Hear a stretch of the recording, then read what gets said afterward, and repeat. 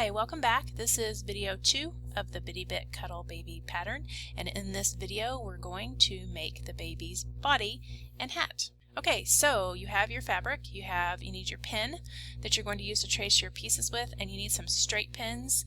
If you printed your pieces on just printer paper, you might want to consider tracing them onto some sort of cardstock, or a cereal box or something like that. It makes it easier to work with. Okay, so now you just need to position your fabric properly. You need to look and see if you have a right and wrong side on your fabric. Some knit fabrics are the same on both sides, so you wouldn't have to worry about this step. This is an arm from a sweater that I'm upcycling, so I am checking for the right and wrong side. I decided here, because that's the edge of the sweater, it already has a finished edge, that I'm going to use that finished edge on the hat. And it's a really great way to just save one sewing step. So again, I'm lining it up here. I'm looking at the grain line. I'm looking at the knit, making sure the knit stitches are going up and down. You want the grain to run up and down, and you want the stretch to go right to left. And so I'm just double checking and double checking because this fabric tends to kind of slide around a little.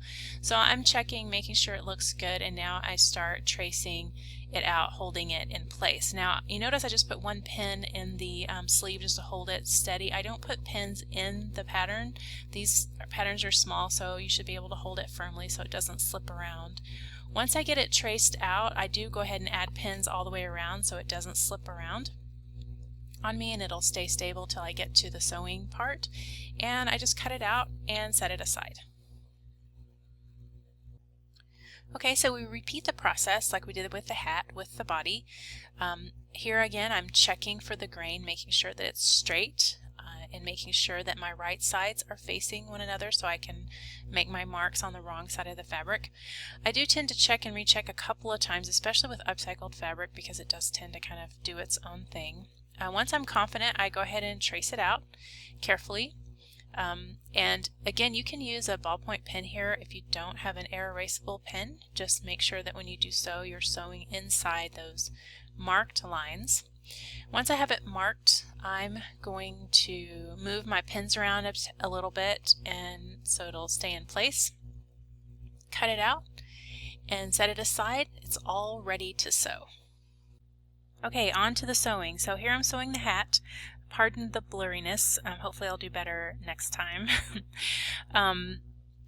A couple things about sewing this on the machine. So if you've never sewn on the machine before, I highly encourage you to get on YouTube and search for some how to sew videos and things like that, just to pick up some tips. But here's a few things I want to mention. One, you need to lock your stitches when you start the seam and when you end the seam. And if you noticed, when I started the seam on this, I went forward a couple of stitches, and then I went backward a couple of stitches, and then I went back forward and continued to sew the seam. And you do that at the end of your seam as well. That's really important, especially on this hat, because you don't want those seams to come loose on either end there. Another thing is I'm using a ball tip needle. It's designed for knit fabrics, and it really makes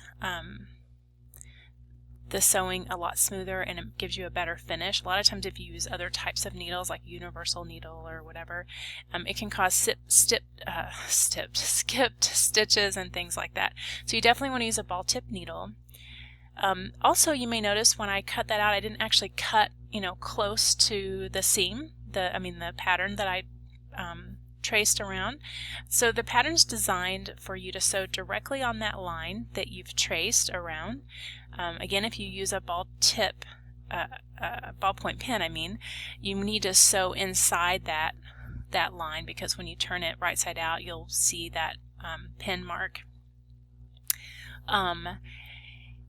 So I'm sewing directly on that line that I've traced around, and I'm sewing with a regular straight stitch on the sewing machine, nothing fancy, no zigzag, no stretch stitch, no triple stitch. It's just a plain old straight stitch at about 2.5. I make my stitches pretty small.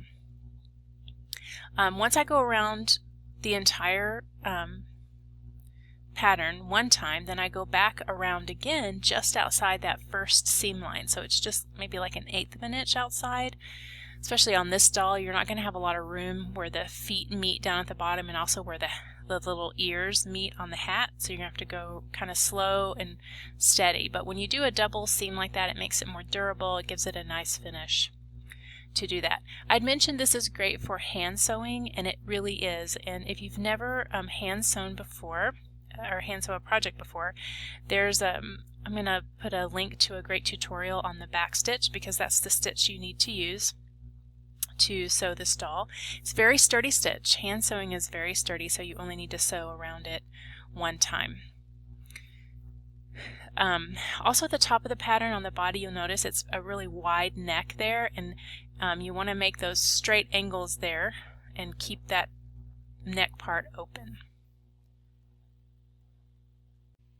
Okay, so now it's time to cut out your pattern pieces. You want to cut close to that second line of stitches that you made, about 1/8 to 1/4 of an inch. It's going to, on this little doll, your seam allowances are going to be really small, especially between those ears and between the feet on the body pattern.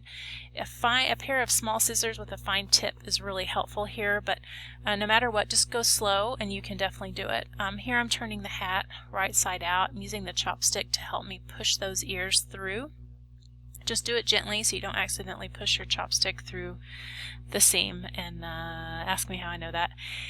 So once I get the ears pushed all the way out, I kind of use that chopstick along the seam line too to push the ears out. Sorry, I'm out of frame there. Helps flatten out that seam.